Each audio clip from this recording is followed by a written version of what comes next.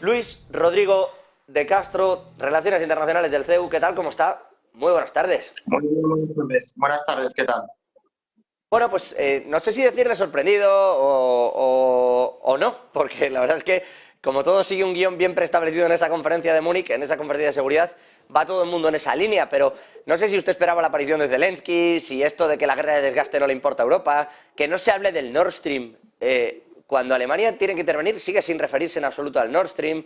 Dicen que mañana se va a hablar de cerrar el Brexit. No sé, se está utilizando la conferencia de Múnich para poner como muchos asuntos en positivo y no deja de ser sorprendente, o a un servidor se lo parece, no sé, Luis Rodrigo, ¿se están cerrando bien los rumores y las heridas que hay antes de ir cerrando en positivo esas otras cuestiones?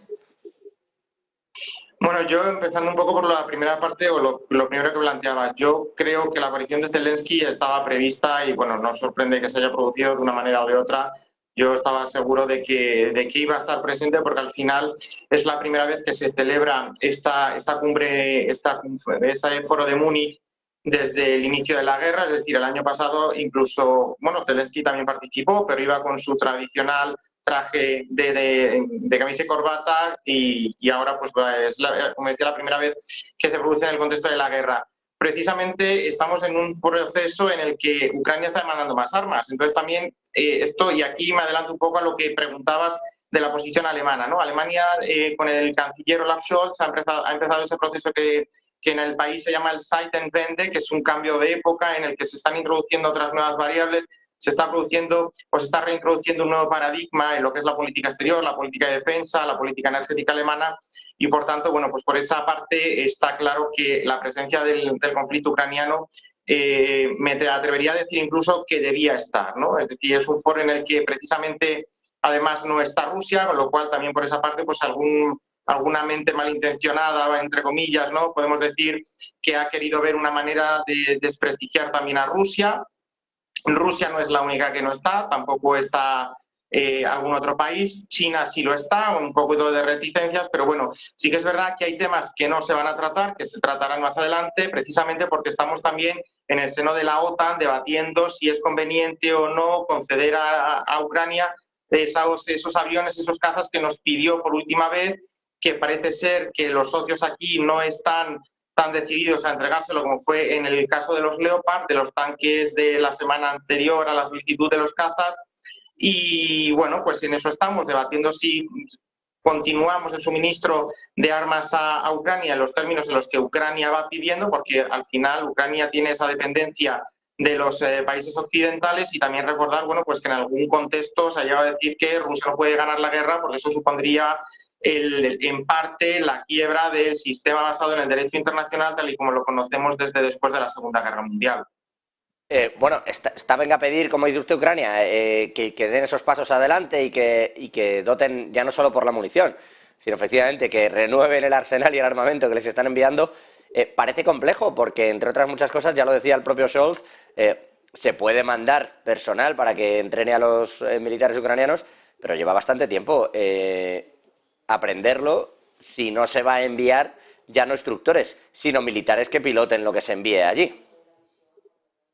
Claro, ahí está el tema, que una cosa es proporcionar el armamento, que al final, bueno, pues una munición, un fusil, bueno, pues es entre comillas fácil de aprender a manejarlo, pero es que intentar manejar un caza sin el conocimiento técnico, pues es de una complejidad relativa bastante seria, ¿no? Y además no se trata solo de controlar el aparato, es decir, de hacer que vuele, de disparar el misil y volver a la base, sino que como los pilotos, incluso los pilotos de líneas comerciales, sabrán, pues cuando uno coge un aparato de esa envergadura, necesita contar con unas horas previas de experiencia en simuladores de vuelo. Es decir, no se trata solo de manejar el aparato, sino también de saber reaccionar ante acontecimientos o ante situaciones que se pueden producir durante el vuelo, desde problemas con el simple despegue hasta una corriente de aire que pueda aparecer en mitad del vuelo, o alguna otra particularidad que se pueda producir en la realización de la misión,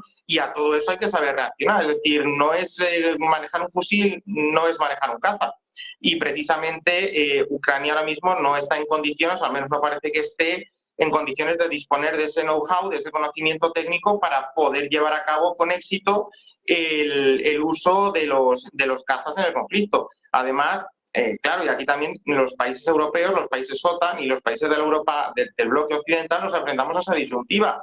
Nuestros arsenales tienen una capacidad limitada, es decir, producir un carro de combate no es producir una barra de pan, es decir, esto no va de un día para otro, se necesita tiempo, se necesita una serie de recursos y si Ucrania sigue demandando los recursos en la velocidad en la que lo está haciendo, pues al final podemos llegar a la paradoja de que estaríamos armando a Ucrania para desarmarnos a nosotros mismos, con lo cual entraríamos en ese círculo vicioso de que precisamente los países OTAN quedarían indefensos ante cualquier posible amenaza.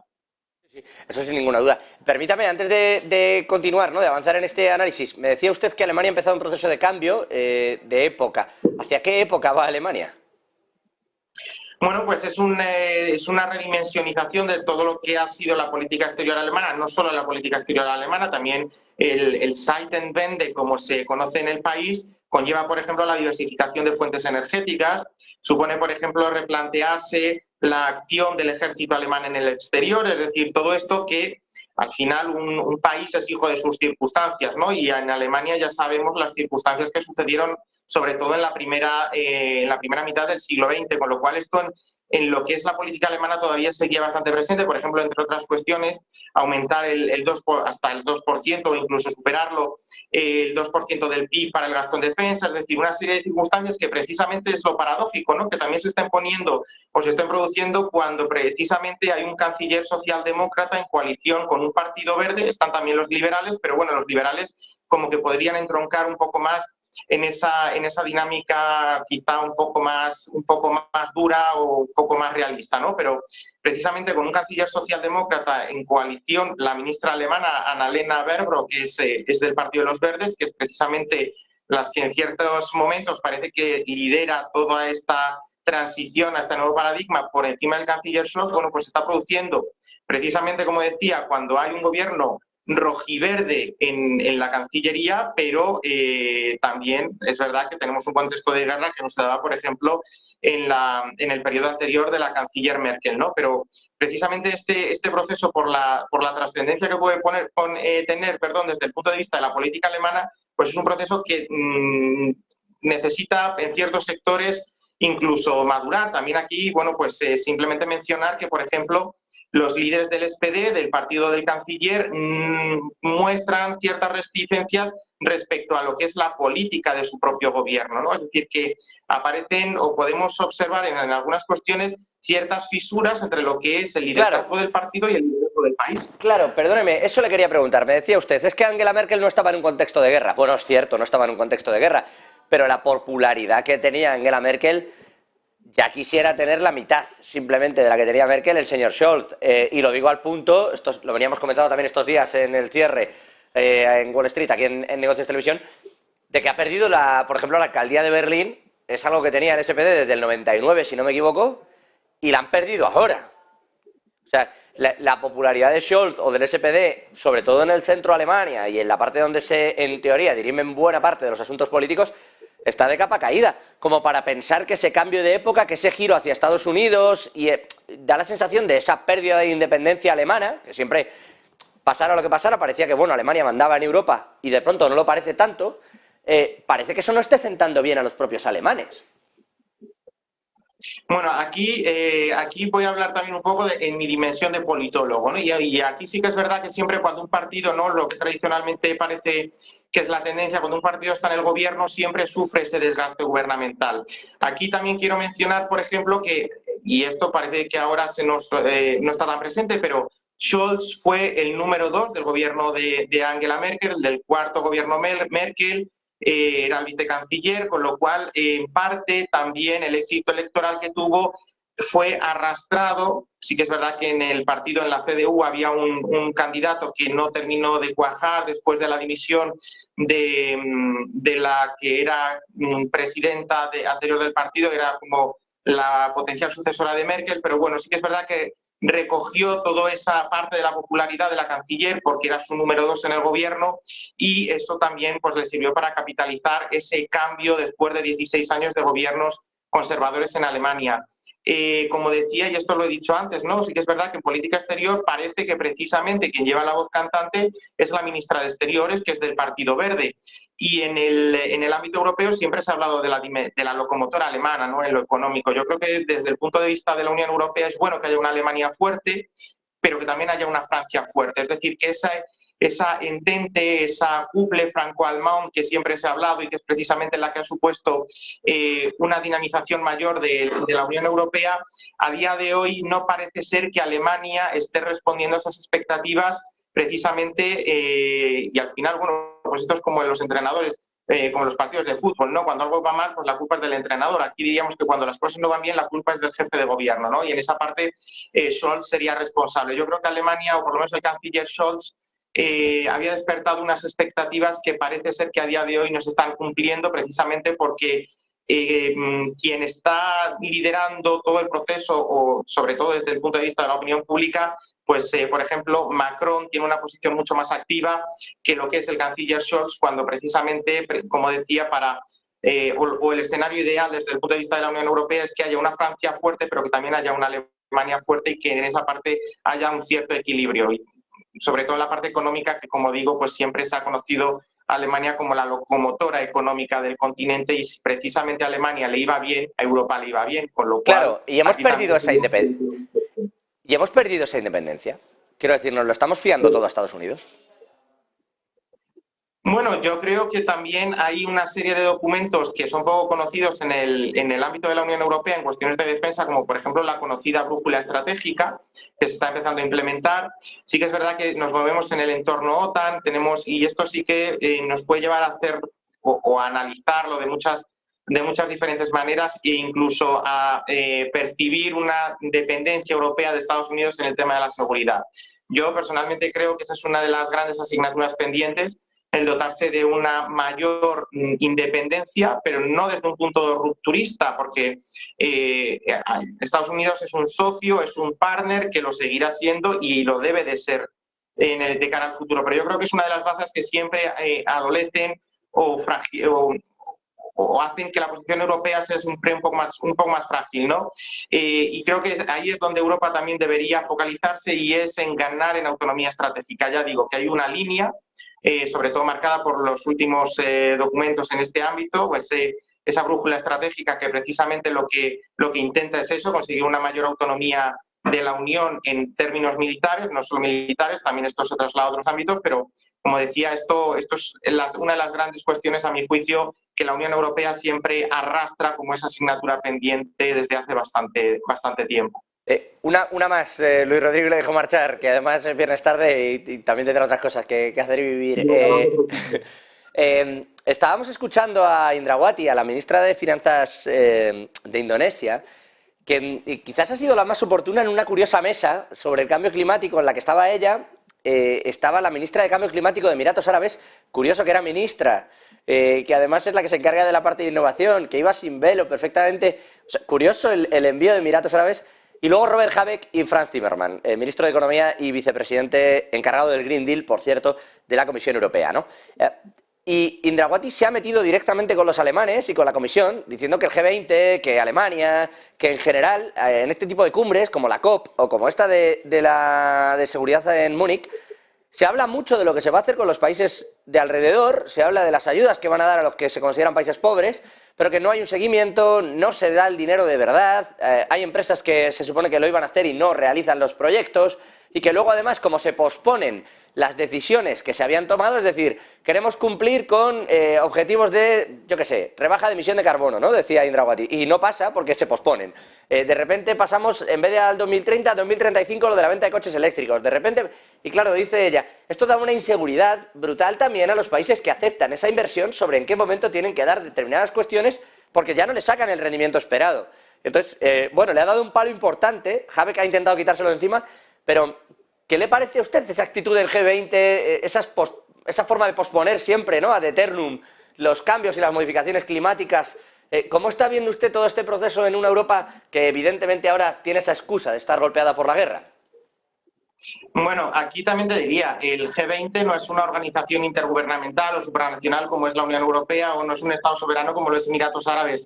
Entonces, quizá también habría que romper en cierto sentido esa lanza a favor del G20 para recordar que es un foro en el que, bueno, se pueden acordar medidas, pero son los Estados los que deciden si se implementan o no se implementan. En el ámbito europeo, que precisamente, bueno, pues somos 27 Estados miembros y aquí tenemos el liderazgo precisamente mencionabas a Frans Timmermans como vicepresidente encargado del Pacto Verde Europeo.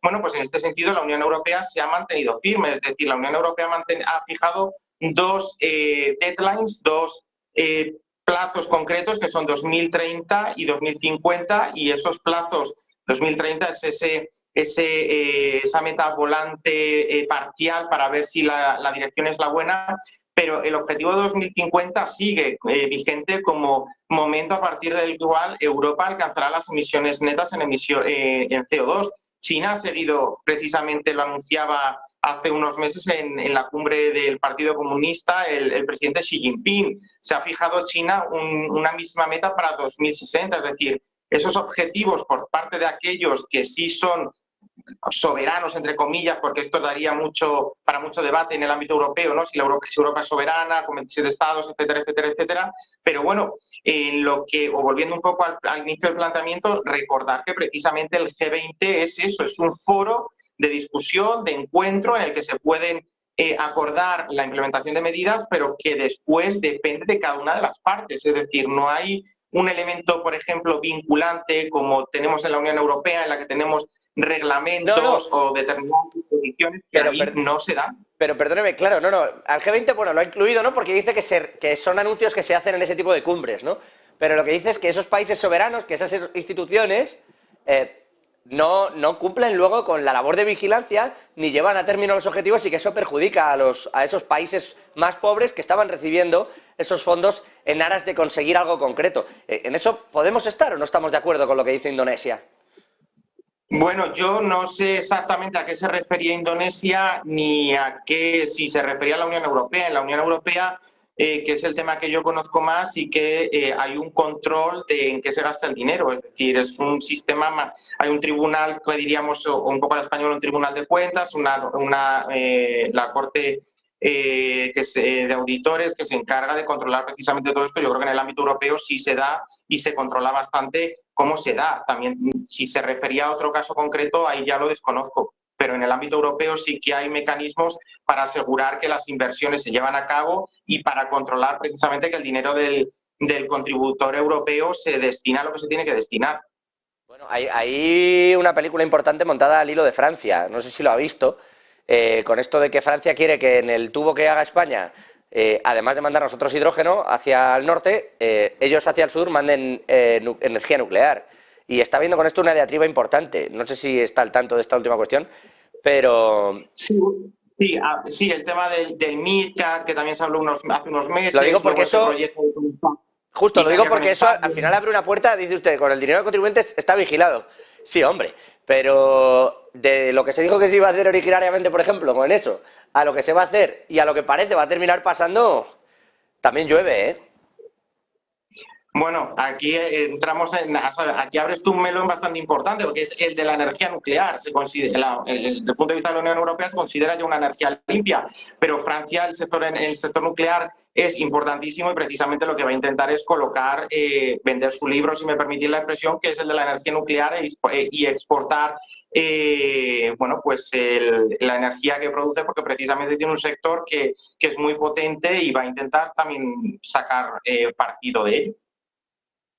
Bueno, vamos a ver qué queda todo esto y cómo se terminan dirimiendo las cuestiones entre ambos países. Enseguida, por cierto, les doy unos detalles del embajador francés que se ha quedado a gusto en Twitter cargando contra la ministra del ramo, contra Teresa Rivera, aquí en España. Luis Rodrigo de Castro, Relaciones Internacionales del CEU. Un gusto y agradecidos, además, que no es fácil a estas horas un viernes. Gracias. No te preocupes, el gusto es mío, encantado y que tengáis feliz fin de semana. Igualmente. Nosotros vamos a frenar, 2 minutos. Está ya hablando Valdis Dombrovskis en esa conferencia.